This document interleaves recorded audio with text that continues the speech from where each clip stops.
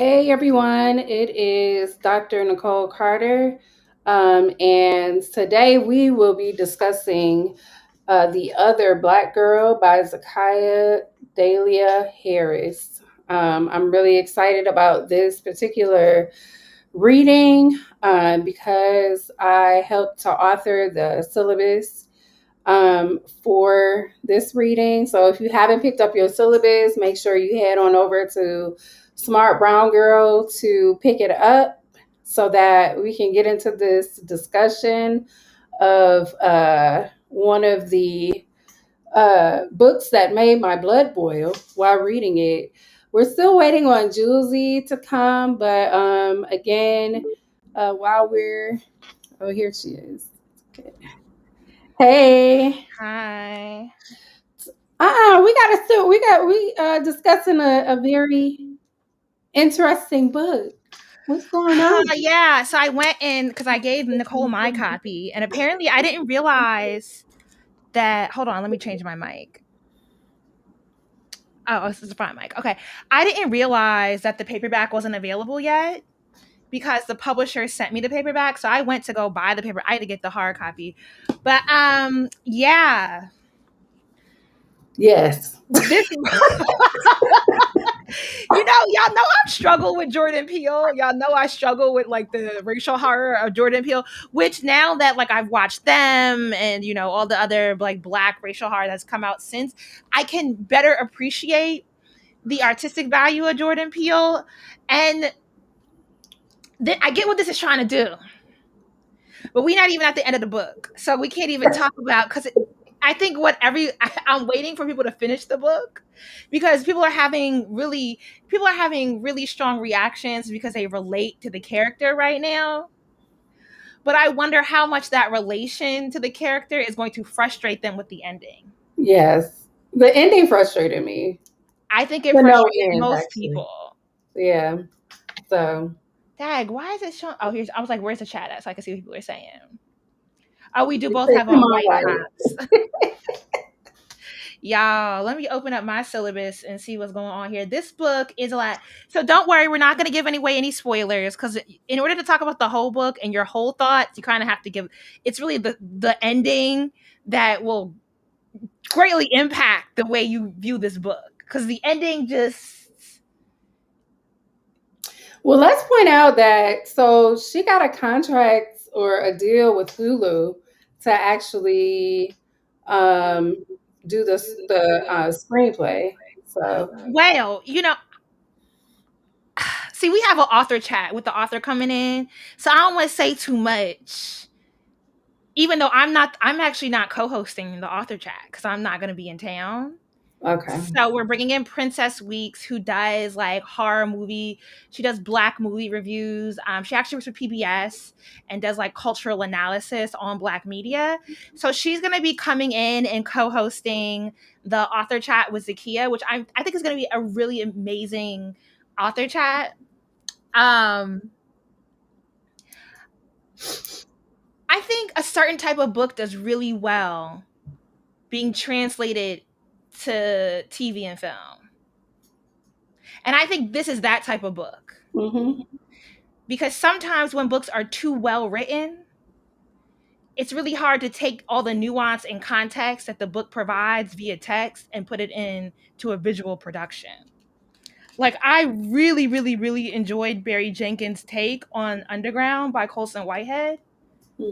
I had took major umbrage with the book, but I thought it was a beautiful production.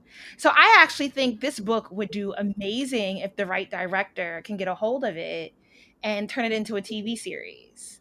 Yeah, I think it would be. Do you hear an echo? No. Hear an echo. But I think it would be really dope as a TV series or just a movie. But a series would be good too. Um, and I think it would actually do more for the characters within it. So Absolutely. That is absolutely where I'm kind of, I think we can't talk about the ending because we're not going to spoil it, but I think the general thought is that some of the characters, like the main character, you just want more from you would have a better understanding of who Nella is. But I think because we get a rather simple explaining of who she is, that actually works well for TV, because you can kind of add it without it having to be dialogue heavy. Yeah. And sometimes when you get more of that nuance in text, it comes via dialogue. Yeah. The book we're reading next month is dialogue heavy. And I'm like, okay. The book we're reading after that, though, which is also being turned into a TV series, is not. It's a real short and quick book. So, we break it up. But I'm trying to figure out where I had this synopsis. I was sitting here realizing I'm late because I was assigning tasks in Asana. And I realized one of our books I forgot to assign, and it's our October read, so it got to get done sooner than later. Okay.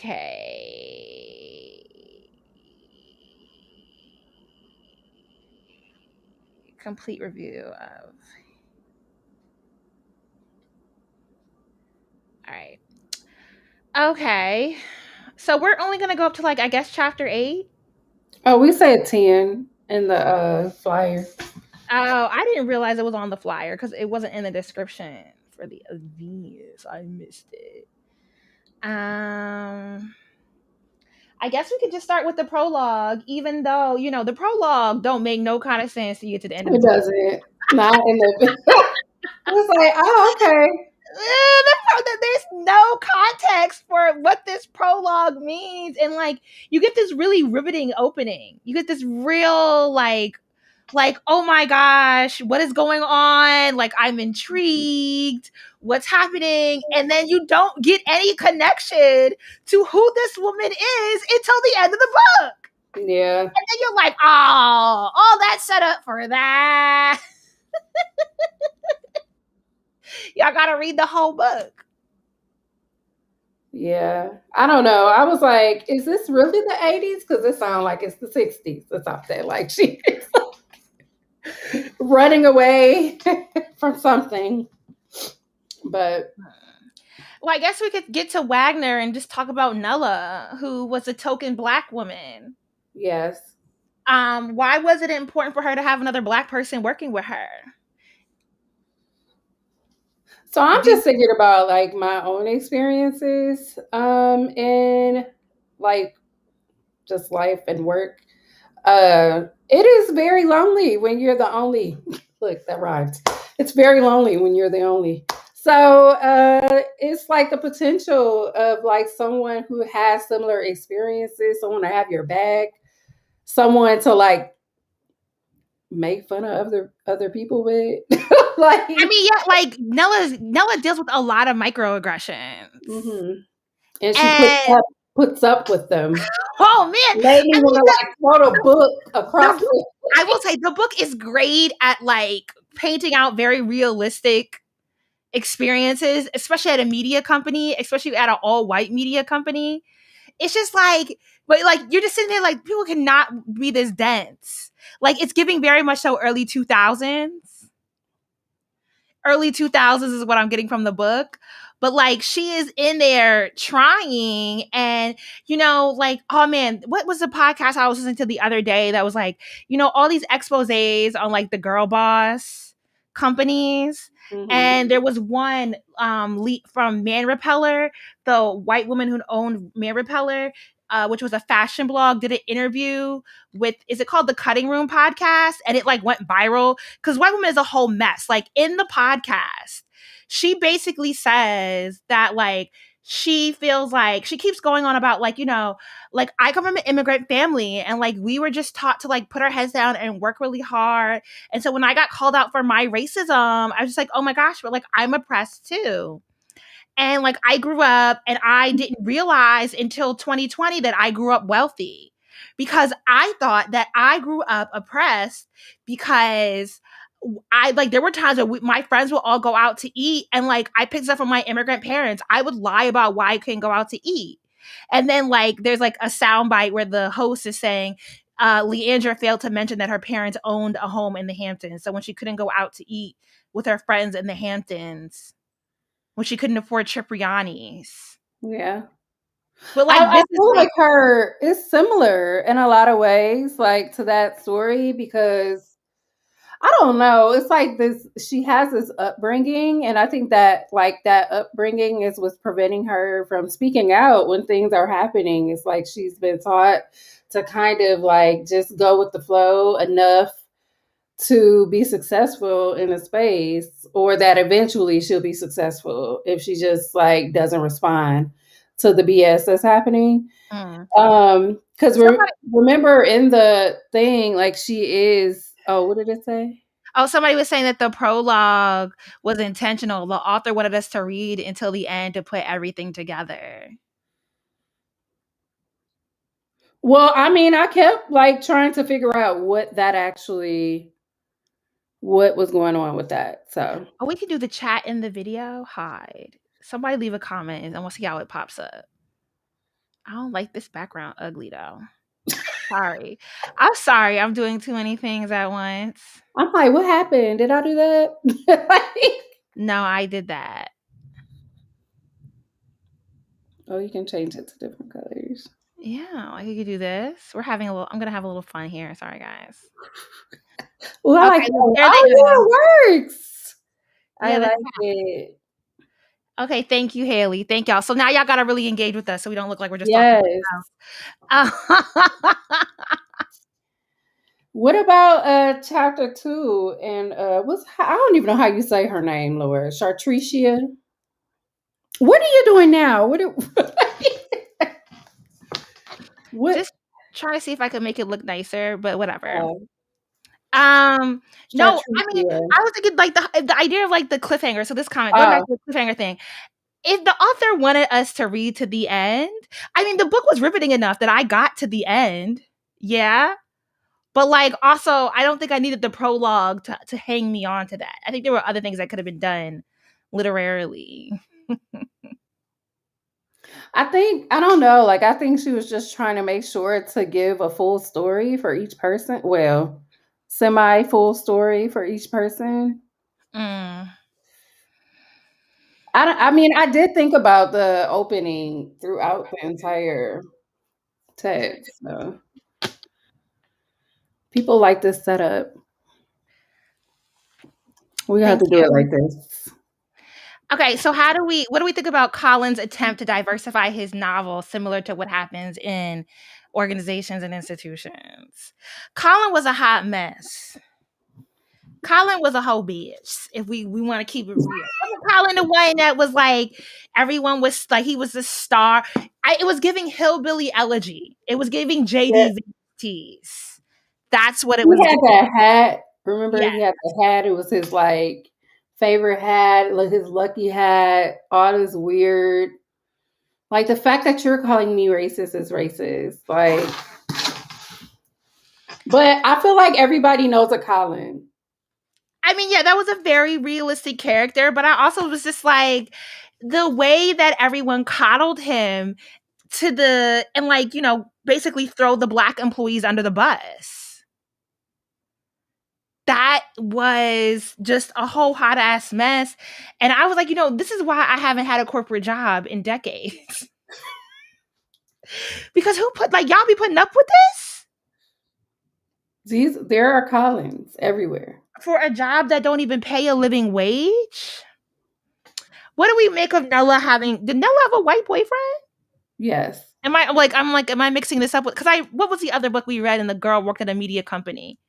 Uh, Luster. Lester also had a white boyfriend. So Yeah, yeah, like I was like the girls in New York all work at media companies. I mean, I lived in New York and did actually work at a media company. So I get it.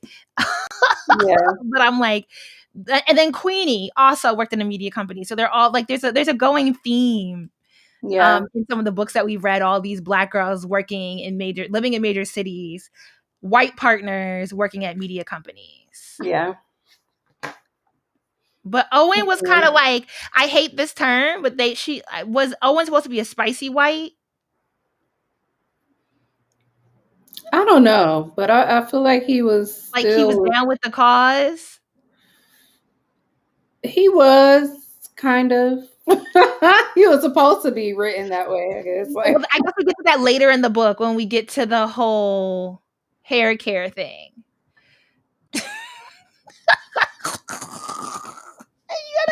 You gotta come back in 2 weeks. We talk about the Dominican homegirls and the hair cream. I wish I could just talk about the whole book today.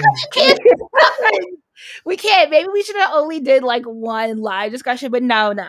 We could. Where are y'all at currently? What chapters are y'all currently at in the book? Some people said that they finished. Yeah. I mean, but a lot of So people are still just getting their book. People are checking it out from the library. And this is one of the first books we've read that aligns. I guess the paperback was re-released. I don't know. Did it just come out? Our reading of this book aligns with the marketing campaign for the book.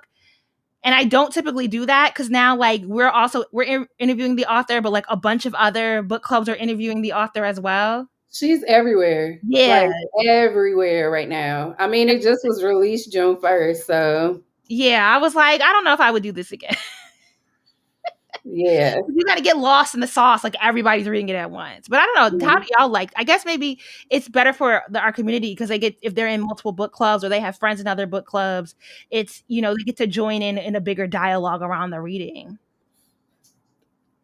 Yeah, but the book is timely, so it fits like other things that are going on right now. So it's a timely read, Mm. regardless of but she is being interviewed and being featured everywhere. Cause like when I typically follow a writer when I'm reading the book on Instagram. So yeah. You've seen her all over the place. Yes. Okay, so you pulled the quote in the syllabus from page 24, and I feel like this quote kind of is like the character development that we get for Nella. You got it on page 24. You got to be twice as good, remember? She chided herself. She couldn't remember who said it to her first or if it had ever been said directly to her at all. But that didn't stop her from telling herself over and over again that her brown skin meant she needed to be twice as good as the girl with white skin. Yes. And I then the question asks, how did it resonate? So I know that part resonated with me because that was a conversation that me and my dad had on the way to college. Like we had that specific conversation about, and it wasn't like, I don't know if I heard it right, but it was like actually explicitly stated that like if I do not do well, I'm not going to be successful because these white folks are out here doing things in a mediocre way, and still being successful. So I gotta try.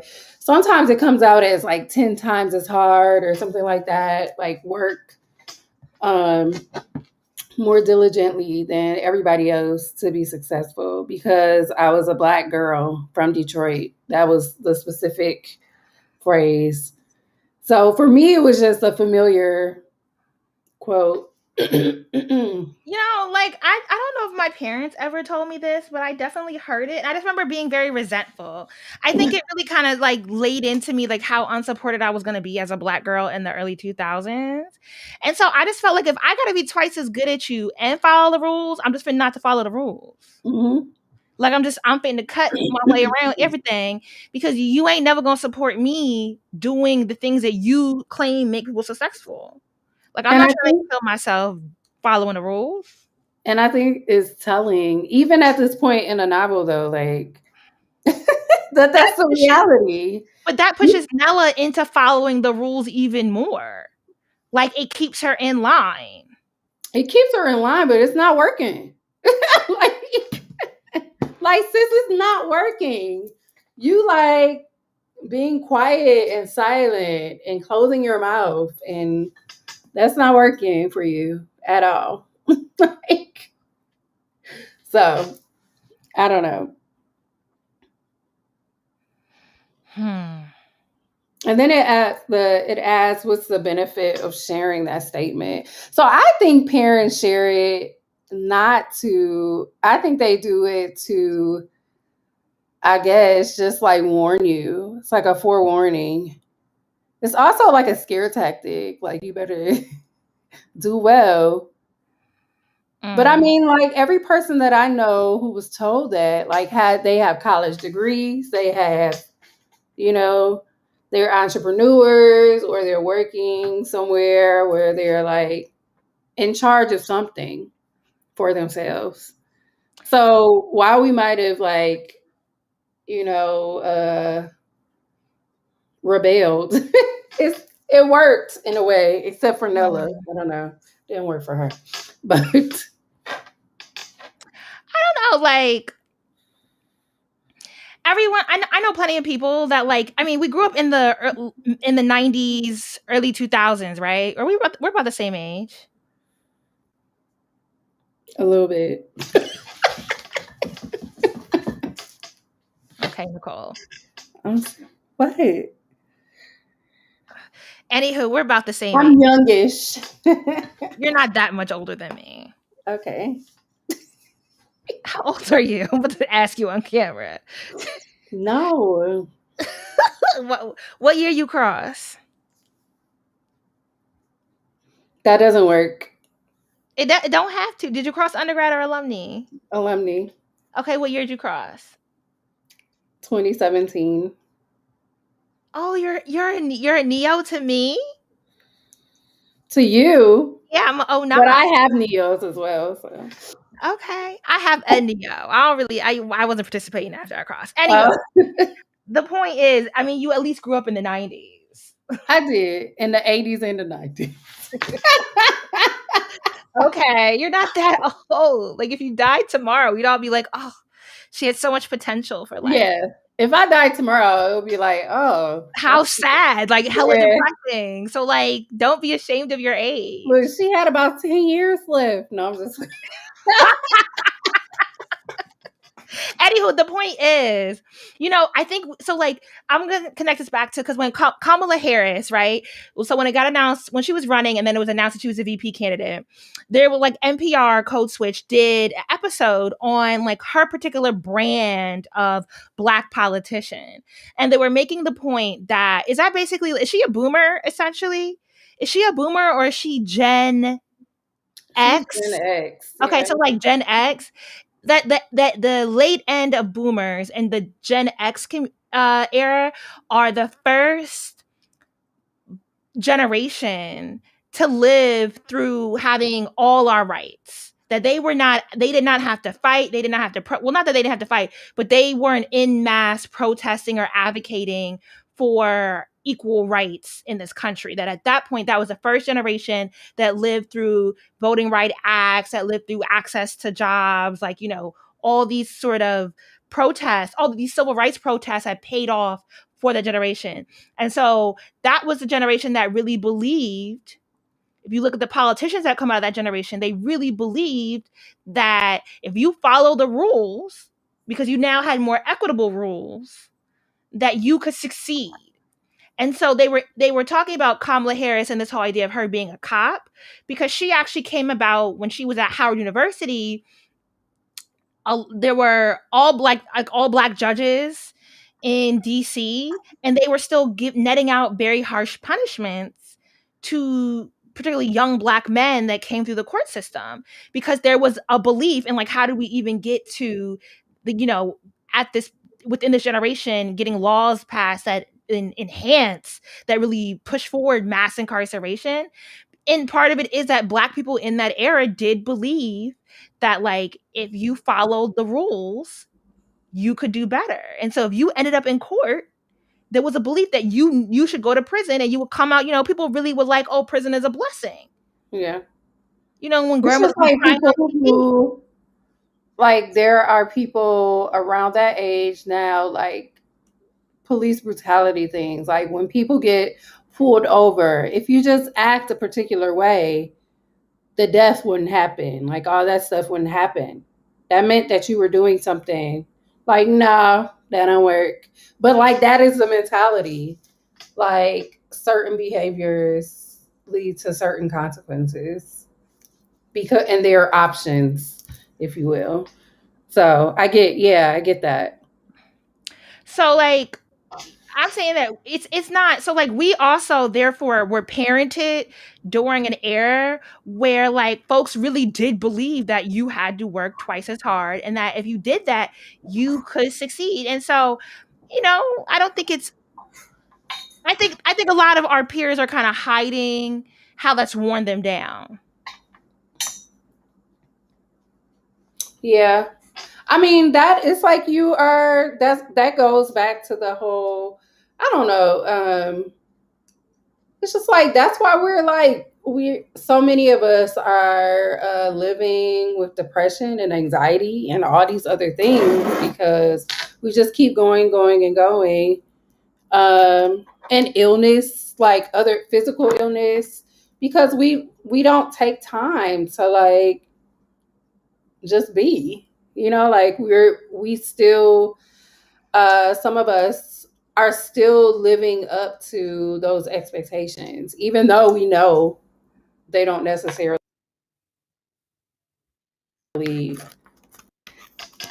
putting forth all that effort doesn't necessarily benefit us. Hmm. So it's interesting though that in 2018, Nella still holds on to this belief because she's not a child of the 90s. I think, especially if you went through college during the Obama era, you kind of believed, oh, like I can kind of buck the system. I can smoke a little weed. Well, she did. Did We she? talk about it often. Yeah. Her and Owen.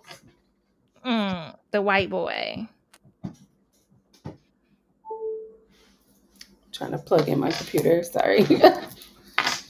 All right, let's talk about Hazel, who was introduced in chapter 3. There is so much setup about who Hazel is. Like the girl from Harlem, the round the way, easy breezy. Like I appreciated it because it made total sense about who the Hazel and the context of like the New York social scene. Hazel made perfect sense to me.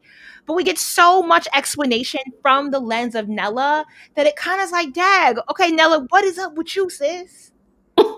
Like you done smelt the brown sugar in her shea butter project, her product. She go to Carol's daughter back when they used to have the outfit on 125th with the big wooden doors, real cute, right? I remember it too. Or maybe she was using wasn't no real black girls using Miss Jessie's like that. But She focused on her hair, like not just the smell, but like her locks, um, her jewelry, like everything. I mean, it gave you this essence that Nella was just real round the way, like the round the way girl who was down with everyone but still did good in school. Hmm. Like she going to get out the community, but she never going to lead a community. Yeah, and she knew people who knew people. It did seem obsessive. I will give Yeah. that. Nella discussing Hazel seemed real obsessive. Well, she even paid attention like closely, even at the interview, from the interview to the time that she stepped foot like in the building to work there permanently. So it was just very interesting. Did you trust Nella at this point when she was introduced in the book? Me personally, no. At this point, No, because it was too much focus on her. I'm like, it has to be something wrong with her. If they're focusing this much on this woman. Like, oh I, no, oh I no. felt like when they were talking, like when they went to lunch, like, sis, you telling her too much. You telling her too much. No, no, no, no. I don't know. I was hoping that they would like band together. I At this point in the book, I didn't really know where the book was going. Maybe that just is like a symptom of my untrustworthiness of people, but nah, I'm good. We Mm, need more than a couple of days I for don't me know. to tell you like how I'm feeling about particular people. Mm, I mean, I felt like maybe there was like some round the way thing. I mean, I knew something was gonna be up. I didn't think it was the up that we got at the end of the book. That's what I'm trying to say. The way the book went, I was like, oh no. But I at least thought that maybe they would have like a more, maybe they would have built a more personal relationship, and there would have been a more realistic throwing under the bus. Because at the point when Hazel gets introduced, that it gets a little campy. The book gets a little like the theatrics are a little campy. Very, I just saw Zola at the movie theater this past weekend, and it was a great film. Very campy though. Jeremy Harris leaned into the camp of that script, Camp. but like it worked, and that's why I think this book will make a good like movie, because like there are just some like Hazel's character becomes a little too on the nose. Like you feel like you're kind of reading Twitter takes, like it's Black Twitter in text. I don't know. Like I don't know. The whole, it's, I just, she was suspect to me the entire Okay. time. Well, someone on Facebook is saying, "Oh, my camera off." Nella came off a bit off, and there's always something mentioned about the look in her eyes changing that had me like, I didn't even, you know what? I was speed reading through this book so I could send it to Nicole, that I might have missed that. And see, I went through it twice because I read it and then I went back through it to like pull the quotes and do the questions. So like I guess if I picked up on things that second time around, that it was just like, oh no, sis. Mm-mm. So it did talk about her eye, like her look, the way she looked at Nella often, Mhm. or the way that she communicated with Vera. Like, and so it was just a little bit, I don't know. Like, I didn't trust her. Dang. Well, dang. uh, You reading any comment? hmm,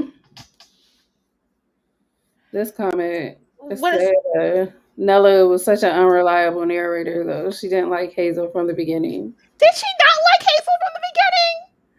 I think she was addicted to her. Yeah, I thought there was like a real like sort of admiration in that she was a type of Black that Nella didn't have down pat. Like there was a coolness, a sort of confidence that Nella was like admiring and a little too trusting of. Yeah, it was just like, I don't know. Like, Nella kind of came up in this like economically sheltered household or family.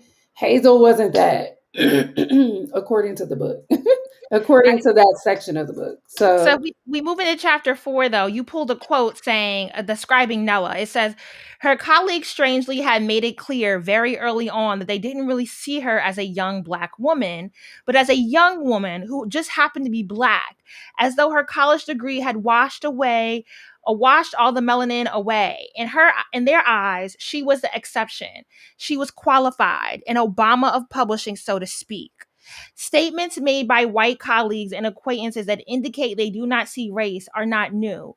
Why would this experience hinder Nella and other people of color at Wagner?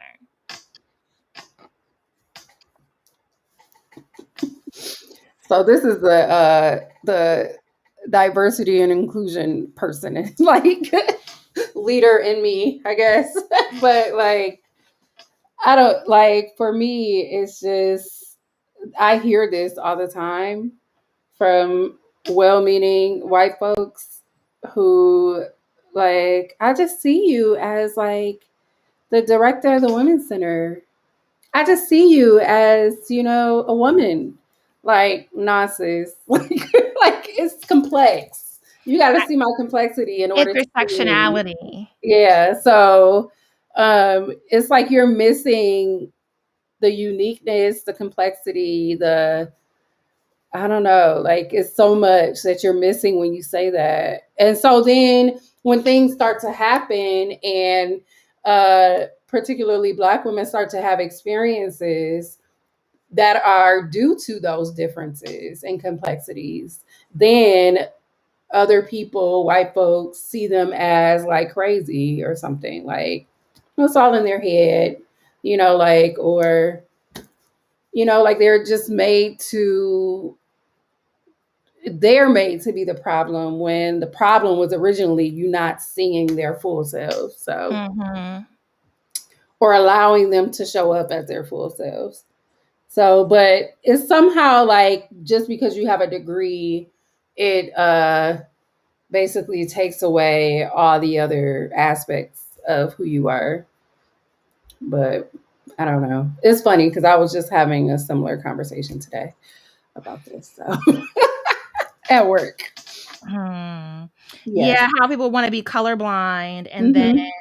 think that everyone's equal, and it's like, no, like I have intersectionality. I face layers of oppression. Mm-hmm. And so you might assume, oh, well, we're all women, and so therefore we all experience sexism, but you don't experience racism. Yeah. Like, what? So like you're not gonna read Colin's book the same way that I read Colin's book. Right. Because we all have our positionality. We all have our standpoint that we experience life from. So, Now, Nicole, why did you ask, is it possible for Vera or any white woman to be a good one? well, because Because that's, what? that's what she called her. But is it Hazel. possible for Hazel any said white that. woman to I be thought she was good? one of Hazel said, I thought she was one of the good ones. Is it So there might be some people out there that think that Vera could be a good one. You don't think so? It's you challenging me though. I think that white women can be a good one? I felt like the question that you're giving me, and I feel like that's a setup. It's not a setup. A setup for what? Could you ask, can any white woman be a good one? Can they truly be? Because then what you're asking is, can white women truly be trusted?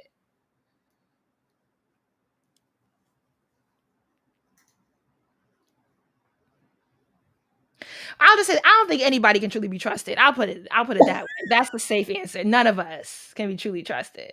Well, obviously from this book, but that's why I ain't trust Hazel. See, because I have a hard time trusting people. Then your next question says that it was Hazel's mother who indicates that one of the good ones is one of the most dangerous phrases to exist in the English language. It's actually Nella's mother. Okay, so it's a typo, but Yeah, Nella's mother says that. yeah, It's very much so. This is very much so giving Alex from Such a Fun Age. The yes. white neoliberal woman, absolutely. Very much so getting that. But Vera's even worse. Vera's not even attempting to like be No, she's not. kind though. Even if her acts of kindness are like a plea for validation. No, like Vera, okay, gave a job that should have been Nella's to Hazel. One. Mhm. So you already created hostility there. Like you know what you're doing, sis. You know what you're doing. Mm. Then in a conversation with Colin, like you back up in the conversation. You don't have her back whatsoever. Like you just say, oh, well, I'm gonna let you talk about it. Right. Like, and then after that, you call her racist. I think you're racist for dot dot dot. Like, oh, okay. Mhm. Yeah, that would have been my last day. I don't know how Nella. I don't know how Nella. I don't know. I don't know. I think that's I when I just threw the book. I think that's when I was like, Why oh. isn't she actively looking for other jobs? Or like maybe she was and it just wasn't like a major line in the book. But Yeah, I don't know. And I think it is a dangerous phrase, like one of the good ones, because everybody, I feel like if I don't want to say everyone, but there are a lot of people that the moment their job or something related to them is at risk, They're throwing you under the bus. Like it's over.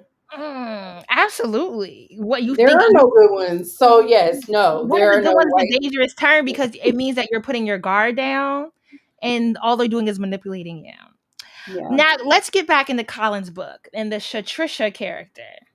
Trisha. You know what's funny is my mother like took a child into foster care, and I want to say her name was Shatricia, Hmm. or maybe it was Latricia. Yes. And the character, okay, so the quote you pulled is I didn't quite connect with her. She felt a bit flat, I think, one dimensional, like one generalized experience, a particular swath of experience that don't feel entirely genuine to me. She read more like a character than an actual living and breathing character, and I think a lot of Black readers will find her unsatisfying. And I was like, I get it because like that was like my issue with Colson Whitehead's Underground Railroad. I was like, this main character is clearly written by a Black man who, not by a Black man, but by a man who does not know Black women intimately. Mm-hmm. Like whoever wrote this, do not lay down at night with a Black woman. Or maybe even have never had a conversation with. Well, Colson Whitehead is a Black man. He just got a white wife, and I felt that in the book. I felt that reading the literature. And there are plenty of books that I have read by non-Black women authors, and I've just been like, y'all don't love Black women. You do not know Black women, and it's such a flattening of the character. Like she was a crackhead with a white All these man, things. 5 kids? Five. 5 kids. 5 kids Five. by like what 21 or something. Multiple multiple fathers of the kids. Like you just created the most like Stereotypical, like with no nuance though, right? Like no, I'm not gonna shame people that are young mothers or single mothers. Oh, it's 5 kids by 19. It was outlandish. And it it was like for was. a white man to be writing this, and you just piling on all And the then when she tells you she's racist, okay? So she's racist because she says, no, like this character doesn't even make sense here. It doesn't. It just I was like, doesn't. this character's written by Candace Owens. Would you have felt comfortable expressing your critiques to Vera and Colin? I wouldn't have gave a fuck because that would have been my last day on the job. It would have. That's And what I I would have said. After Vera, I mean, it just would have been the last day. I would have called Washington Post. I would have written an expose. I'd have got some in the New Yorker. I don't know. I would have been sending emails to all the journalists talking about, bruh, this don't make no sense.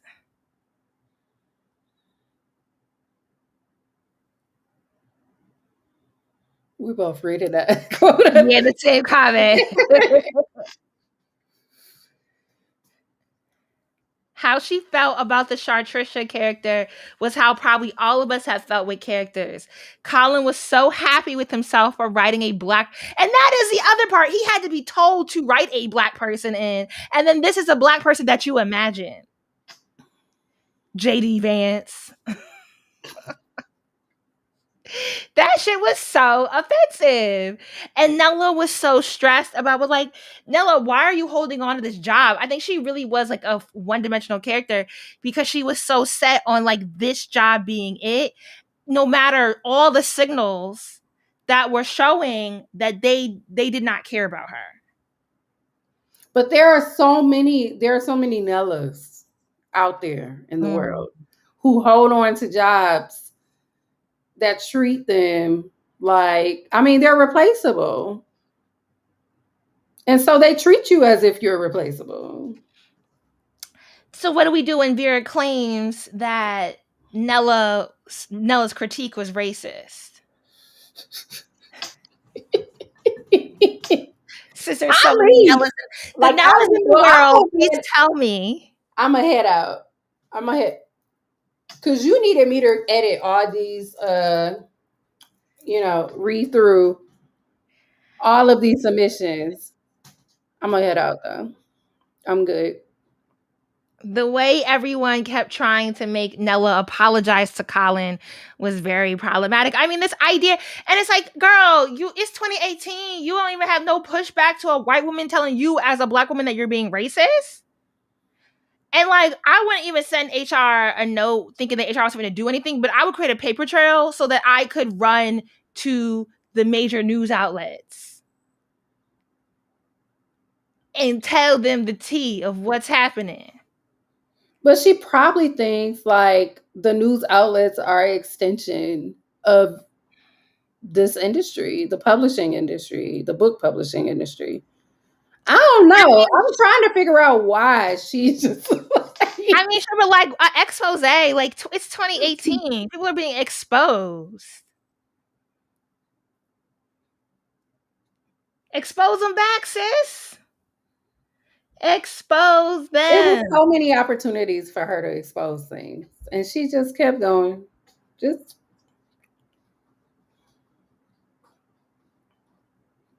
hmm. Okay. So you said to reflect in chapter 5, reflect on the following two statements made by Diana Gordon during a celebration of their book.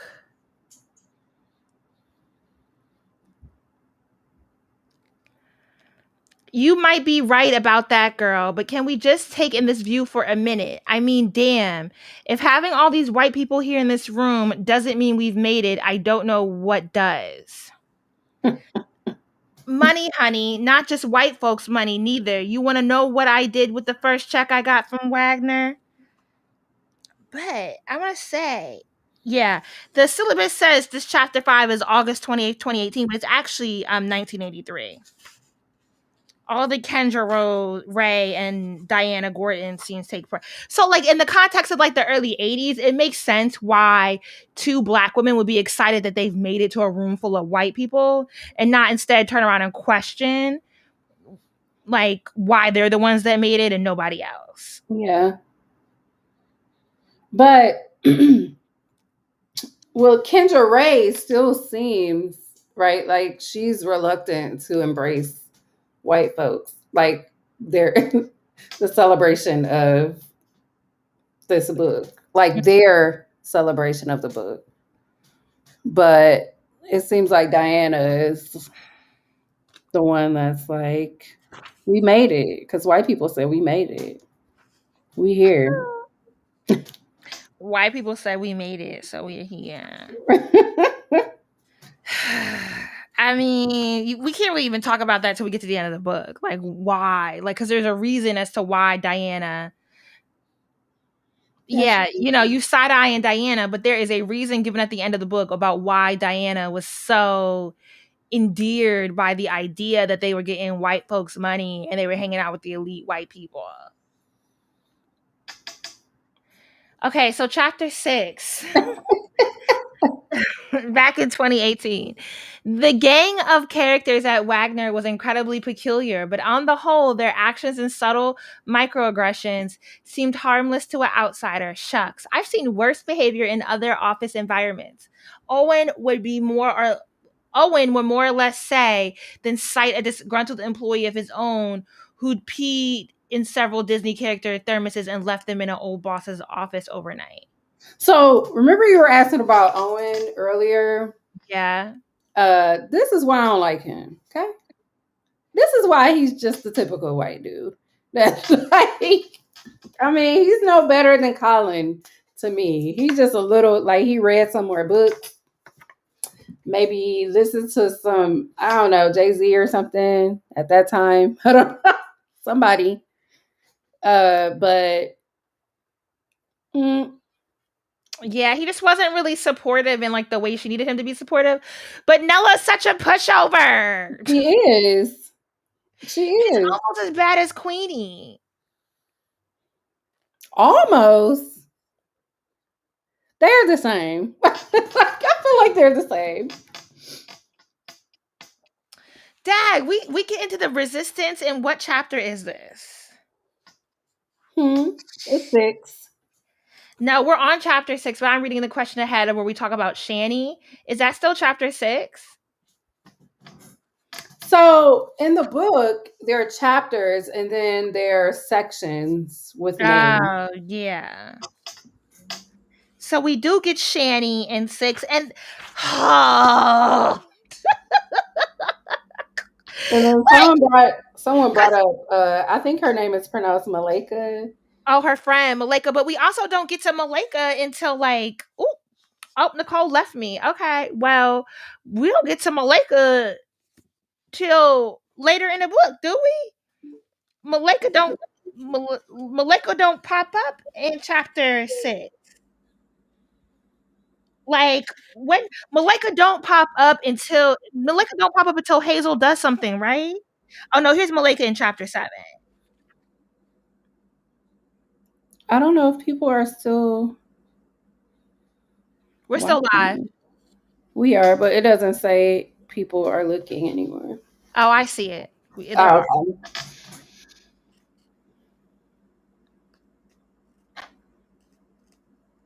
Malika, there's always every but got one good black homegirl, except for Luster. Eddie ain't had no friends. That's why she was such hot, with no friends. Sis was lost in the sauce, a hot ass mess. Yeah. I mean, like Malika wanted to go in a couple of times on several people, and Nella was just like, "No." No, I'm gonna go work twice as hard for people that clearly have shown they don't care about me. Yay! But we do get this interlude with Shani. Like, we can't talk about the resistance because the resistance literally makes no sense Yeah. into the end of the book, and then it's like, what was the point? What was I the don't point? know. This reminded me. I'll just say this section without going into a lot of it. It just, I don't know. I just thought of the Black Panthers. That's what I thought of. But that's Like, what it was all set up. But it was all bark, no bite. yeah, Like, they're part of. Okay, we'll talk it was about just this whole it setup for that. next It just sent sis a text or a DM, a message request. time. I don't know. It was just such a like weird setup. What was her name? Lynn. Lynn. I don't know. It was like you've been exposed. I'm like, what? Is there like? What? Because you. I thought they were gonna be aliens. To be honest, No, it reminded me of the Panthers or something. I don't I thought know. it was gonna be some like supernatural. I mean, maybe it is kind of like a supernatural force.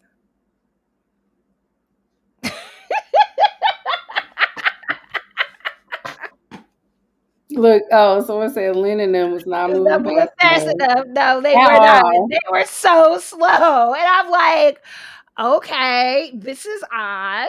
Lynn is part of the problem. So So we get introduced to the resistance, and then we get Nella getting a message from an anonymous source telling her to leave Wagner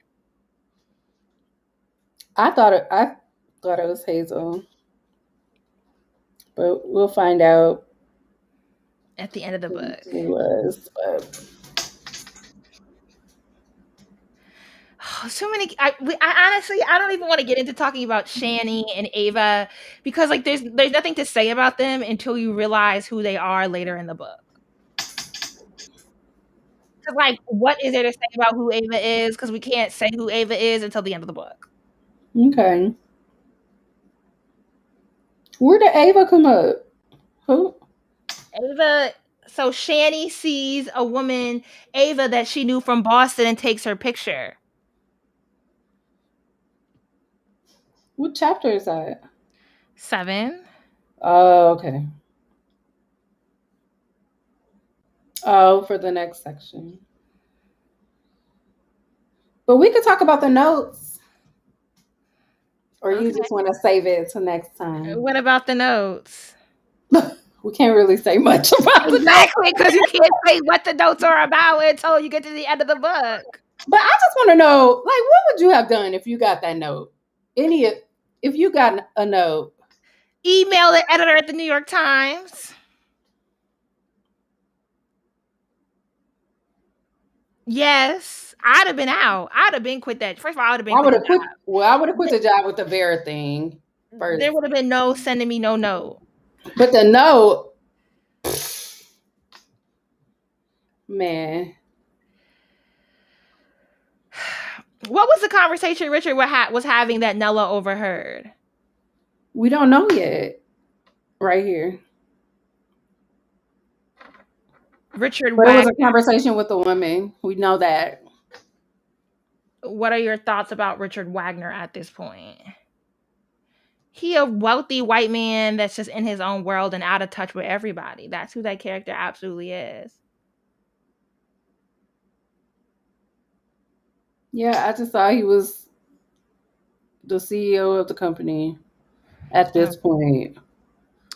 I don't know why Nella stuck onto this job when she was hearing the conversations that Vera and Hazel had. You know, when she's shortening Hazel's name, I'd love to hear what you think. She's giving Hazel, I'm like, it's clear after I've done all this work, Haze if you're gonna hire somebody new and just like invested in them, it's time for me to pack my bags and go elsewhere. or you could have spoke up. Like, why are you not speaking up?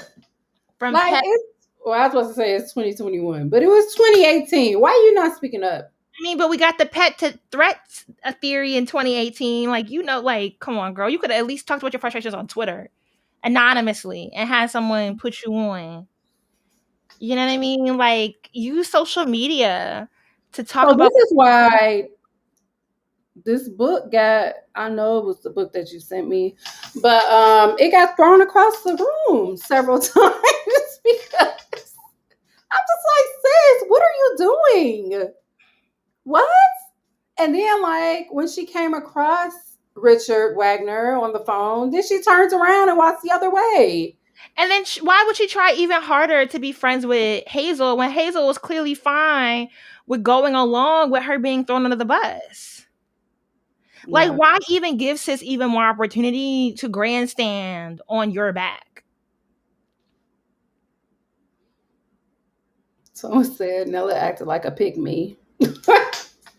Pygmy. But she wasn't getting picked. At all. And she didn't even have a bonnet of salvation. So, like, what was the reason? No, mama. I'm like, what is the reason? What is the reason? And I'm just like, girl. She has, like, I don't know. She just irritated me to no end. And then we She has introduced. loyalty to too many people who could care less about her ever. Okay, so by chapter 10 of the book, we have all these things going on, and then we're introduced to Jesse Watson. You Who is know, so Jesse Jesse Watson? Watson, Who the is Jesse Watson? description, What tease is Jesse Watson giving us? huh? Was it DeRay? Jesse Watson was a Twitter activist who turns out to just be a grifter, low key, who's chasing a check. I actually think he's Right. like an amalgamation of a lot Of of all of people them. All who of them. type tough on Twitter, and as soon as they get into elite white spaces, they're eating up any opportunity they can get. Hotep Central. He wasn't even a hotep though. He was like a lovey.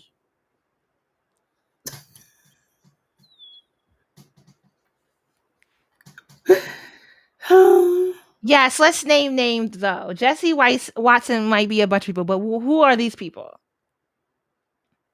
That's name names. That's what I want. Auntie. Name name. Woo!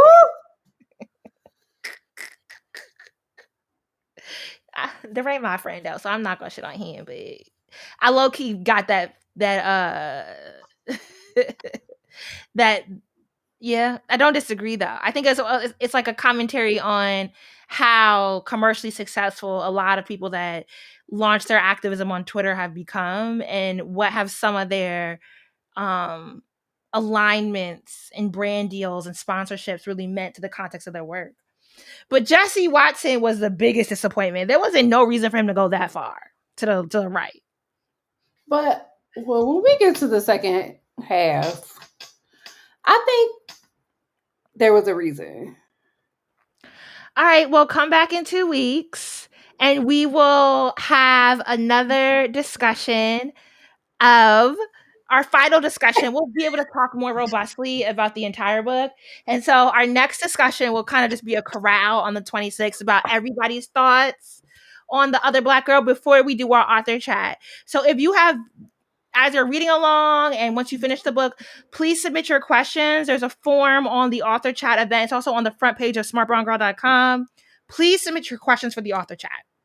Y'all know we need your community engagement. We need your community engagement. We need And your don't throw the book too many times. So get into it. Ask all your questions to Zakiya. I'm excited for the author chat. I'm excited to come back and have our finale discussion on July 26th. I will see y'all later. Bye. Deuces.